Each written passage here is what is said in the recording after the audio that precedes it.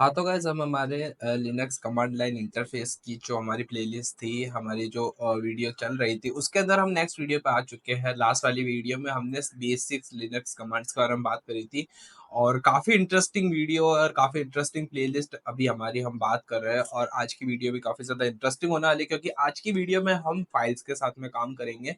आज की वीडियो हमारी बेसिकली होने वाली है फाइल मैनिपुलेशन के बारे में। किस तरह से हमने लास्ट वीडियो में देखा था एक फाइल को कैसे क्रिएट करना है, एक डायरेक्टरी को कैसे क्रिएट करना है।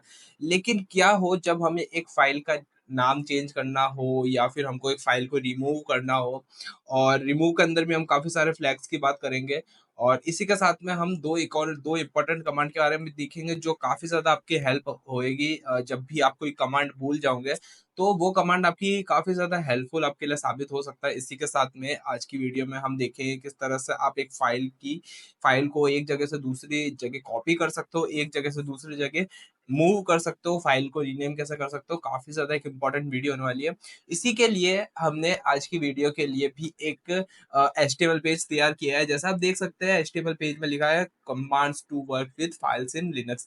तो बेसिकली फाइल्स को जब भी आपको क्रिएट करना होगा या फिर आपको फाइल का नाम चेंज करना होगा, कट करना होगा, कॉपी करना होगा, तो ये सारे कमांड आप जीयूआई से आप सिंपली इस तरह से करते हो माउस का या फिर कीबोर्ड्स का यूज़ करके। लेकिन हम कमांड लाइन का भी यूज़ करके सारे कमांड कर सकते हैं, जिसके लिए फाइल मैनिपुलेशन कमांड होते हैं, जिसमें हम बात करेंगे Linux command that is used for manipulating file, that is creating file, folders, renaming files and folders, कॉपिंग files and folder, moving files and folders. इसके अंदर हमारे टोटल आज की वीडियो में हम 1, 2, 3, 4 कमांड्स की बात करेंगे।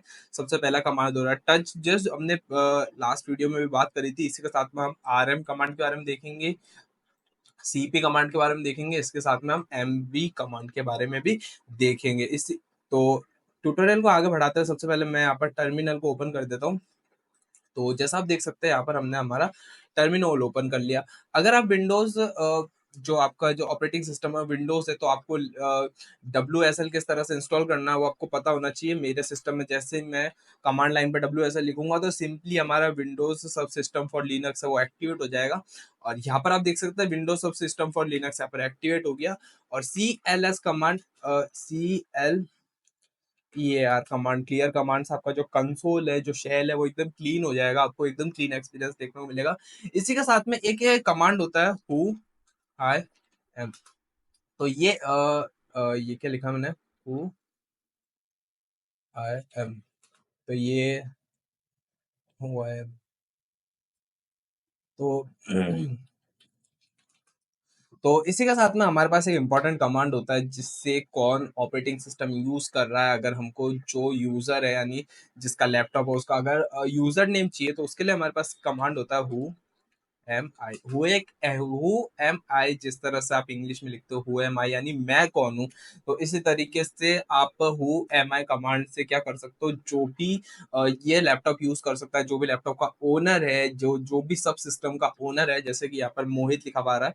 आपके कमांड में आपके पीसी के अंदर डेस्कटॉप के अंदर अगर आप ये who am I command use करोगे तो उसका जो जिसका भी पीसी है, जिसके नाम से पीसी रजिस्टर्ड है, जब भी आप ऑपरेटिंग सिस्टम को इंस्टॉल करते हो वहां पर आपको वो दिखावा आता है कि कौन इसका जो ओनर है, ओनर का नाम लिख सकते हो या फिर डेस्कटॉप लिख सकते हो, कुछ भी यहाँ पर आप ए एक्स वाई जेड नाम लिख सकते हो। अभी मैंने लैपटॉप का नाम लिख रहा मोहित, यूजर नेम मोहित है, तो यहाँ पर मुझे मोहित लिखा हुआ आ रहा है। तो ये काफी सारे स्क्रिप्टिंग करता है, उसके अंदर भी काफी ज्यादा हेल्पफुल होता है। हु एम आई कमांड से सिंपली आप क्या कर सकते हो कि कौन ऑपरेटिंग सिस्टम का ओनर है, कौन इस सिस्टम का ओनर है, वो यहाँ पर प्रिंट कर सकते हो।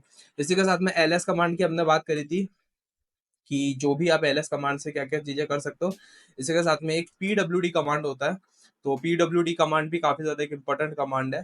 तो अभी मैं क्या करूँगा, मैं mkdir यूज़ करूँगा और मैं यूज़ करूँगा फाइल्स नाम से एक फ़ोल्डर क्रिएट कर देता हूँ और सीडी करके फाइल्स, ये जो फाइल्स नाम का फ़ोल्डर है इसके अंदर मैं आ जाता हूँ। अब भी अगर इस फाइल वाले फ़ोल्डर के अंदर पीडब्ल्यूडी करूँगा तो ये फाइल्स वाले फ़ोल्डर के अंदर आ चुका हूँ। जो भी आज की वीडियो का हमारा काम होगा वो सारा इस फाइल्स वाले फ़ोल्डर के अंदर हम करने वाले हैं क्योंकि हम फाइल्स मैनिपुलेशन के बारे में बात कर रहे हैं। इसी के साथ में क्लियर कमांड से कंसोल क्लियर कर दो। एलएस से भी आप देख सकते हैं, अभी एलएस हाइफन एल से क्या कर सकते हो कि रीड राइट ऑपरेशन मैं आपको आगे बताऊंगा एलएस हाइफन एल का मतलब क्या होता है। अभी के लिए सिंपल समझो कि एलएस कमांड से क्या करते हो, कि जिस भी डायरेक्टरी के अंदर, जिस भी वर्किंग डायरेक्टरी के अंदर काम कर रहे हो आप लोग, तो उस वर्किंग डायरेक्टरी के कंटेंट को देखने के लिए आपके पास होता है ls कमांड, यहाँ पर अवेलेबल होता है। इसी के साथ में यहाँ पर आप देखिए कि सबसे पहला कमांड होता है टच कमांड। तो टच कमांड सिंपली क्या करता है, जब भी आप एक फाइल को क्रिएट करना चाहते हो, चाहे आप टेक्स्ट फाइल को क्रिएट करो या फिर एक रॉ फाइल को क्रिएट करना चाहते हो, मैं आप देखिए न्यू नाम से एक टेक्स्ट फाइल क्रिएट, न्यू नाम से एक फाइल क्रिएट करिए और न्यू डॉट टी नाम से आप अलग फाइल्स को क्रिएट कर सकते हो। अगर अब मैं ls लिखूं तो यहाँ पर आप देखिए कि पहले हमारी डायरेक्टरी बिल्कुल एम्प्टी थी, कुछ भी फाइल्स नहीं थी, लेकिन अब हमारी डायरेक्टरी के अंदर टच न्यू और टच न्यू डॉट टी नाम से दो फाइल्स यहाँ पे मैंने क्रिएट कर ली। अब हम इस फाइल्स के इस टच कमांड के साथ में कुछ ऑपरेशंस परफॉर्म करेंगे, जैसे कि आप देखिए ls -l, यानी इस ls-l कमांड से क्या होता है, इस ls-l कमांड से आपकी जो जिस भी डायरेक्टरी में काम कर रहा हूँ उस सारी डायरेक्टरी की जो भी फाइल्स है वो यहाँ पर आपको शो करेगी। इसी के साथ में उस फाइल्स के जो भी ऑपरेशन है, जो भी परमिशन है, आप देखिए रीड राइट rw मतलब होता है रीड राइट, और रीड राइट और रीड की ये सारी परमिशन है, यानी इस फाइल के साथ आप रीड भी कर सकते हो और राइट भी कर सकते हो, सारी परमिशन यहाँ पर अवेलेबल है। ओनर कौन है, कौन से वाले, इसका जो पेरेंट फोल्डर है उसका नाम होगा, कितनी बाइट्स का, यहाँ पे जीरो इसलिए शो रखा है क्योंकि अभी हमने जो फाइल क्रिएट करी है इसके अंदर कुछ भी कंटेंट अभी अवेलेबल नहीं है, तो जीरो यहाँ पर आपको शो कर रहा है। अभी आगे अब मैं बताऊंगा कि ये जीरो से कुछ बढ़ा हुआ आपको दिखने वाला है, और ये आपका आ रहा है कि कौन सी डेट पे फाइल क्रिएट करी थी और कौन से टाइम पे फाइल क्रिएट करी थी। अगर आप देखिए कि अभी यहाँ पर टाइम थोड़ा मैंने आगे बढ़ गया, देखिए अब अभी टाइम हो रहा था 15:15 पे फाइल क्रिएट करिए। अब मैं क्या करूंगा, टच कमांड से किसी भी फाइल को आप मॉडिफाई भी कर सकते हैं। अभी आप देखिए मैं लिखूंगा टच, टच और -m क्या होता है, एक इसको आप फ्लैग समझ सकते हो। फ्लैग्स काफी ज्यादा इंपॉर्टेंट होता है, जब भी आपको उस कमांड के कुछ एडवांस कॉन्सेप्ट्स के बारे में बात करना पड़ता है तो उसमें आप फ्लैग से एडवांस कॉन्सेप्ट समझ सकते हो वो किसी भी कमांड का। तो -m कमांड से क्या होता है कि जो भी आपने नई फाइल क्रिएट करी है उसको मॉडिफाई कर देता है, उसका जो टाइम है वो मॉडिफाई कर देता है, यानी कुछ मॉडिफिकेशन हुआ उस फाइल के अंदर। जैसे कि देखिए कि अभी ये न्यू फाइल 15 यानी 3:01 पे अभी ये वाली फाइल क्रिएट करी थी, अब मैं इसको मॉडिफाई कर देता हूँ। और अब देखिए कि इसका जो मॉडिफिकेशन टाइम है, यानी लास्ट ओपनिंग राइटिंग या फिर रीड राइट राइटिंग, यानी जब भी ये फाइल चेंज होती है ये वाला टाइम होता है। तो सिंपली मैंने 3:03 पे इस फाइल को मॉडिफाई कर दिया। तो टच कमांड से आप किसी भी फाइल को मॉडिफाई भी कर सकते हो। और भी आगे आने वाली वीडियोस के अंदर हम बात करेंगे किस तरह से आप एक टच कमांड के साथ में किसी फाइल को क्रिएट कर सकते हो और उसकी फाइल के अंदर कुछ कंटेंट को भी ऐड कर सकते हो। काफ़ी अलग-अलग मेथड्स यहाँ पर आपके पास अवेलेबल होते हैं। इसी के साथ में अब आप देखिए कि ये वाला कमांड हो गया। अब हम क्या करेंगे, यहाँ पर अभी दूसरा हमारा कमांड कौन-सा था, यहाँ पर मैं चेक करता हूँ। तो यहाँ पर आप देखिए सबसे पहले टच कमांड हो गया, इसके बाद में एक आरएम कमांड यहाँ पर बहुत ज़्यादा इंपॉर्टेंट होता है। तो आरएम कमांड क्या करता है, आरएम कमांड किसी भी फाइल को रिमूव कर देगा। अभी आप देखिए आरएम कमांड के साथ में भी काफ़ी सारी आपको चीज़ें लिखनी पड़ती है, जैसे कि अभी देखिए एलएस करा, अब mkdir करके न्यू नाम से फ़ोल्डर mkdir नाम से टेस्ट नाम से एक फ़ोल्डर करता हूँ, सीडी करके टेस्ट नाम के फ़ोल्डर के अंदर जाता हूँ।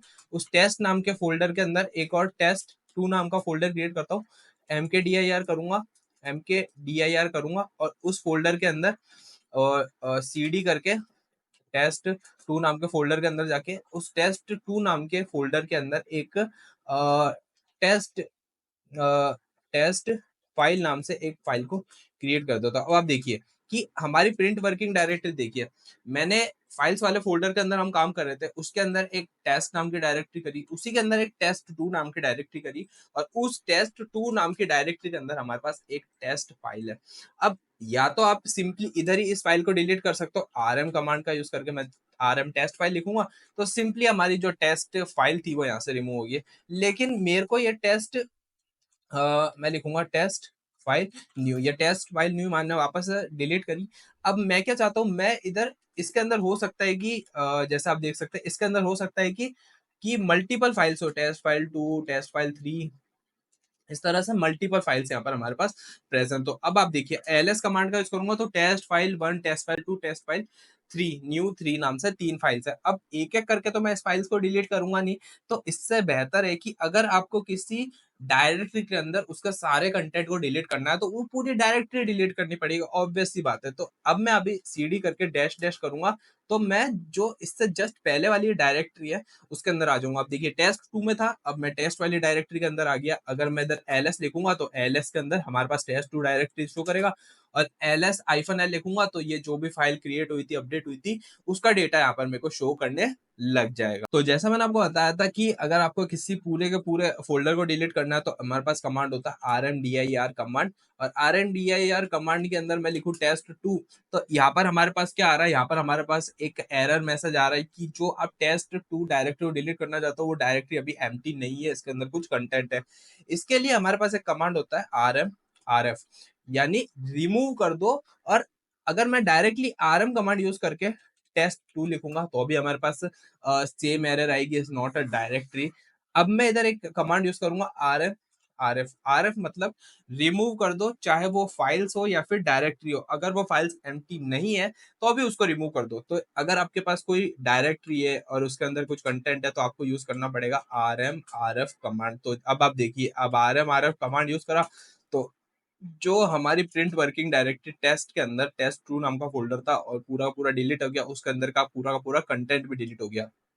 अब आप देखिए, एक और टच कमांड का एक और फीचर होता है कि टच कमांड से आप मल्टीपल फाइल्स को भी यूज कर सकते हैं। जैसे कि पाइथन में हमारे पास किस तरह से होती है, range for I in range लिखते हैं और रेंज के अंदर 1 से लेकर 10 तक आप कुछ भी रेंज पास कर देते हैं। इसके अंदर भी एक रेंज का कुछ सिमिलर सा कॉन्सेप्ट होता है, जैसे कि टच कमांड यूज करा। अब लेट से मेरे को मैं किसी प्रोजेक्ट पे काम कर रहा हूँ और उस प्रोजेक्ट के अंदर फाइल क्रिएट होगी और फाइल का इंडेक्स होगा फाइल 1, फाइल 2, फाइल 3, फाइल 4। इस तरह से मेरे को फाइल 10 तक फाइल्स को क्रिएट करना है, तो मैं क्या कर सकता हूँ, फाइल 1, फाइल 2 इस तरह से क्रिएट कर सकता हूँ। फाइल 1 लिखूंगा, फिर लिखूंगा फाइल 2, तो बहुत लेंथी प्रोसेस हो जाए। तो इसके लिए हमारे पास होता है फाइल 1 से लेके 11। तो क्या करेगा ये, फाइल 1 से लेके और लास्ट वाला जो नंबर है वो जिस तरह से रेंज में काउंट नहीं होता, इसके अंदर भी लास्ट वाला नंबर काउंट नहीं होता। तो 1 से लेके 10 तक ये फाइल्स को क्रिएट कर देगा। और जैसे मैं एंटर प्रेस करूंगा तो एक्चुअली मेरे को यहाँ पर कर्ली ब्रैकेट्स का यूज करना पड़ेगा। तो मैं यहाँ पे जैसे कर्ली ब्रैकेट्स का यूज करूंगा और यहाँ पर आप देखिए एलएस कमांड का यूज करूंगा, तो आप देखिए फाइल 1, फाइल 2, फाइल 3 इस तरह से पूरी फाइल 11 तक यहाँ पे फाइल्स को इसने क्रिएट करके दे दिया है। तो इस तरह से हमारे ये रेंज काम करती है और आई होप आपको रेंज भी यहाँ पर समझ आ गई होगी। अब मैं mkdir करता हूँ और टेस्ट 2 नाम से वापस एक फोल्डर क्रिएट करता हूँ। अब आप देखिए हमारे पास फाइल 1 से लेके 11 तक तो फाइल्स है और टेस्ट 2 नाम से एक डायरेक्टरी है। अब मेरे को क्या करना है कि अब मेरे पास नेक्स्ट कमांड होता है इसके अंदर, आरएम देख लिया, टच देख लिया, आरएम देख लिया, सीपी कमांड। अब सीपी कमांड बिल्कुल सिंपल होता है। सीपी कमांड से आप किसी भी फाइल्स को कॉपी कर सकते हो, सोर्स देना पड़ेगा और डेस्टिनेशन लिखना पड़ेगा। अब कैसे, सीपी कमांड लिखूंगा, सीपी कमांड के बाद में मेरे को फाइल का नाम लिखना पड़ेगा। जैसे कि मैं लिख रहा हूँ फाइल 1, तो ये हो गया उस फाइल का सोर्स, यानी कहाँ से वो फाइल को उठाना है। अब मैंने फाइल उठाई, सेम डायरेक्टरी है तो मैंने यहाँ पर डायरेक्टरी चेंज नहीं करी, तो मैं यहाँ पर सेम डायरेक्टरी की बात जब भी करूंगा तो यहाँ पर डायरेक्टली फाइल का नाम लिखूंगा। अब मेरे को फाइल कहाँ पे डालनी है, मेरे को टेस्ट 2 नाम के फोल्डर के अंदर फाइल को डाल देना है। अभी आप देखिए कंटेंट बिल्कुल सेम है, जो प्रिंट वर्किंग डायरेक्टरी कर रहे थे उसके अंदर कंटेंट सेम है। और अभी आप देखिए टेस्ट 2 फोल्डर हमने क्रिएट करा था तो उसके अंदर कुछ भी कंटेंट नहीं होना चाहिए था। लेकिन अगर मैं सीडी करके टेस्ट 2 नाम के फोल्डर के अंदर एलएस कमांड को यूज करो तो देखिए फाइल 1 यहाँ पर हमारी क्रिएट हो चुकी है। तो इस तरह से आप ये फाइल को क्रिएट कर सकते हैं और टच टच कमांड से एक और फाइल को यहाँ पर क्रिएट कर सकते हैं। तो सीडी करके डैश डैश करके वापस बैक आ जाता हूँ, सीडी करके डैश डैश करके वापस बैक आ जाओ, रूट डायरेक्टरी में हमारे पास यहाँ पर आ गया। और एक और कमांड होता है सीपी कमांड से आप न्यू को किसी मल्टीपल फोल्डर्स के अंदर भी डाल सकते हो। टेस्ट के अंदर डाल दो तो टेस्ट के अंदर जाएगी, और सीपी करके न्यू जो फाइल है हमारी, न्यू नाम से फाइल है, उसको टेस्ट के बाद टेस्ट 2 नाम के फोल्डर के अंदर भी सेव कर दो। अब देखिए क्या आ रहा है, सीपी कमांड मेरे को यूज करना था, मैंने यहाँ पे यूज कर दिया सीडी कमांड। तो सीपी करा, अब देखिए मैं लिखूंगा टेस्ट वाले पे जाओ पहले और टेस्ट 2 के अंदर चल जाओ। मैंने यहाँ पर फाइल 1 तो है ना टेस्ट वाले फोल्डर के अंदर से कॉपी करी थी, और जो न्यू है वो फाइल्स वाले फोल्डर से इस टेस्ट 2 नाम के फोल्डर के अंदर कॉपी कर दिया। अब सीडी करके आप बैक भी कॉपी कर सकते हो। जैसे कि अगर मैं आपको मैं अभी सीडी करके डॉट डॉट करूं, प्रिंट वर्किंग डायरेक्टरी दिखाऊं, तो अभी हमारी वर्किंग डायरेक्टरी है टेस्ट, और टेस्ट 2 वर्किंग डायरेक्टरी के अंदर हमारे पास फाइल 1 और न्यू नाम से 2 फाइल्स प्रेजेंट है। अगर मैं टेस्ट वाली डायरेक्टरी को एलएस करके बताऊं तो टेस्ट वाली डायरेक्टरी के अंदर हमारे पास एक न्यू नाम की फाइल है। मैं इस न्यू नाम की फाइल को अभी के लिए यहाँ से डिलीट कर देता हूँ, और अब मैं एलएस कमांड यूज करूंगा तो अब आप देखिए हमारे पास कुछ भी न्यू नाम से फाइल नहीं है, लेकिन हमारे पास टेस्ट 2 नाम की जो ये वाली डायरेक्टरी है, इस डायरेक्टरी के अंदर एक न्यू नाम की फाइल है। अब मैं क्या करूंगा, सीपी कमांड का यूज करूंगा। टेस्ट, मैं लिखूंगा टेस्ट 2 वाले फोल्डर के अंदर से न्यू फाइल लाओ और यहाँ पर इसको पेस्ट कर दो। तो अब आप देखिए एलएस कमांड यूज करूंगा तो यहाँ पर हमारी एक नई फाइल क्रिएट हो चुकी है। तो इस तरह से हमारा ये काम करेगा सीपी कमांड। अब मैं वापस क्लियर कर देता हूँ कंसोल को। अब cd डॉट डॉट करके वापस फाइल्स वाली डायरेक्टरी के अंदर आ जाता हूँ। अब मैं एलएस करके आपको बताऊँ तो न्यू न्यू टीएक्सटी और टेस्ट नाम से एक डायरेक्टरी, यहाँ पर फोल्डर हमारा प्रेजेंट है। डायरेक्टरी मतलब सिंपल फोल्डर हमारा प्रेजेंट है। अब मैं क्या चाहता हूँ कि मैं एमवी कमांड का यूज करूंगा और न्यू जो फाइल है उसको कर दूंगा न्यू न्यू। अब आप देखिए जो हमारा फाइल का नाम था न्यू, उस फाइल का नाम मैंने कर दिया न्यू न्यू। तो इस तरह से इस फाइल का नाम भी आप चेंज कर सकते हैं। इसी के साथ में अगर आप 2 पैरामीटर पास करेंगे, जैसे कि मैं लिखता हूँ न्यू न्यू न्यू न्यू को क्या करो, एक टेस्ट नाम की डायरेक्टरी है उसके अंदर इसको मूव कर दो। अब आप देखिए न्यू न्यू यहाँ से गायब होगी और टेस्ट नाम की डायरेक्टरी के अंदर हमारी ये जो न्यू न्यू नाम की फाइल थी, वो न्यू न्यू नाम की फाइल यहाँ पर टेस्ट वाली डायरेक्टरी के अंदर आ चुकी है। इसी तरह से हमारा ये काम करेगा। अब आप देखिए मैं इसके अंदर आपको बताता हूँ कि मैं को यहाँ पर क्या करना पड़ेगा। मैं यहाँ पर सबसे पहले WSL लिखता हूँ, कंसोल को क्लियर करता हूँ और CD करके फाइल्स वाले डायरेक्टरी के अंदर LS करता हूँ, तो हमारे वापस वो की वो डायरेक्टरी मैंने यहाँ पर खोल दी है। मैं आपको एक बेसिक मेथड बताता हूँ किस तरह से आप किसी भी फाइल के अंदर कंटेंट को लिख सकते हैं। अब हमारे पास एक एको कमांड होता है। अब एको कमांड क्या करता है, किसी भी स्ट्रिंग होती है जैसे कि मैंने यहाँ पे लिखा हेलो, तो इस हेलो को सिंपली कंसोल पे प्रिंट करके दे देगा। इसी के साथ में हमारे पास एक कैट कमांड होता है। अब कैट कमांड क्या करता है कि कुछ भी आप लिखोगे तो ये उसको लिखता जाएगा। तो ये आपके पास लिखता जाएगा, जो भी आपके पास है वही लिखता जाएगा। अब मैं लिखता हूँ कैट, और कैट कर दो क्या कैट करना पड़ेगा, हमारे जो new dot T x file है उसके अंदर ये कैट कर दो हेलो दिस इज मोहित, उसको सी कर देता हूँ। अगर मैं लिखता हूँ cat new dot T X T, तो अब आप देखिए मैंने कैट करा, और जो भी चीज मैं कैट करना चाहता हूँ, जो भी चीज मैं लिख रहा हूँ उसको, ये वाला जो ग्रेटर देन वाला साइन होता है, ये सिंपली क्या करता है, कैट कमांड में अगर आप जो भी चीज लिख रहे हो उसको new dot T X T नाम की फाइल के अंदर राइट कर देता है। तो जैसे मैंने कहा हाय दिस इज मोहित, तो हाय दिस इज मोहित यहाँ पर एक नई फाइल जो हमने new dot T X T नाम की फाइल क्रिएट करी, जैसे कि आप देखिए कि यहाँ पर मेरे को किसके अंदर सी ड्राइव यूजर मोहित स्लैश फाइल्स, तो मैं क्या करूँगा, यहाँ पर आता हूँ सी ड्राइव यूजर्स मोहित, और यहाँ पर हमारी फाइल्स यहाँ पर क्रिएट हुई है। तो आप देखिए मैंने यहाँ पर न्यू नाम की फाइल क्रिएट करी थी। अब न्यू नाम की फाइल के अंदर हमारा अपने आप ये दिस इज मोहित आ चुका है। अगर मैं इस दिस इज मोहित को हटा के और कुछ लिखना चाहता हूँ तो वो भी कर सकते हैं। मैं यहाँ पर वापस कैट कमांड लिखूंगा, hi this is new content, और यहाँ पर ये इसको कंट्रोल+C करके क्विट भी कर सकते हो आप। तो अब देखिए मैं इसको अगर डोंट सेव करता हूँ, यहाँ से डोंट सेव करता हूँ, और अब मैं इसको ओपन करता हूँ तो देखिए दिस इज न्यू कंटेंट यहाँ पर आपको शो हो रहा होगा। तो इस तरह से हमारा एक कैट कमांड यूज होता है। अब कैट कमांड से मैंने आपको बताया, अब मैं अगर इस डायरेक्टरी के अंदर ls-l कमांड यूज करता हूँ, आप देखिए मैंने ls-l कमांड यूज करा, अभी आप देखिए कि अभी हमारी new dot T X T 0 bytes show कर रही थी, लेकिन अब ये 23 बाइट्स हमारी पूरे जो सिस्टम की जो 23 बाइट्स स्टोरेज यहाँ पे ये ले रही है। और टेस्ट नाम की डायरेक्टरी भी अभी हमारी एम्प्टी थी, और ये भी हमारी 4096 बाइट्स स्टोरेज ये ऑक्यूपाई कर रही है। तो इस तरह से आप समझ गए होंगे, अगर किसी फाइल्स या फोल्डर के अंदर कुछ भी डेटा नहीं है तो वो सिंपल सी बात है बिल्कुल जीरो और बिल्कुल नील होगी। अब आप देखिए मैं सीडी करके अगर टेस्ट नाम के फोल्डर के अंदर जाऊं और एलएस कमांड यूज करूं, तो एलएस के अंदर न्यू डॉट टीएक्सटी नाम की कुछ भी फाइल्स यहाँ पे प्रेजेंट नहीं है। अब मैं क्या करूंगा कि मैं करूंगा कॉपी कर दो इस न्यू डॉट टीएक्सटी फाइल को किसके अंदर, टेस्ट नाम के फोल्डर के अंदर cd करूंगा, टेस्ट नाम के फोल्डर के अंदर ls करूंगा तो न्यू डॉट टीएक्सटी नाम की फाइल क्रिएट होगी। और अगर मैं कैट के अंदर कैट करूँ न्यू डॉट टीएक्सटी को तो वही कंटेंट हमको यहाँ पर शो हो रहा है। और अगर मैं कैट करके इसका कंटेंट चेंज करूँ वापस, मैं करूँ न्यू डॉट टीएक्सटी का कंटेंट चेंज कर दो तो मैं लिखूंगा दिस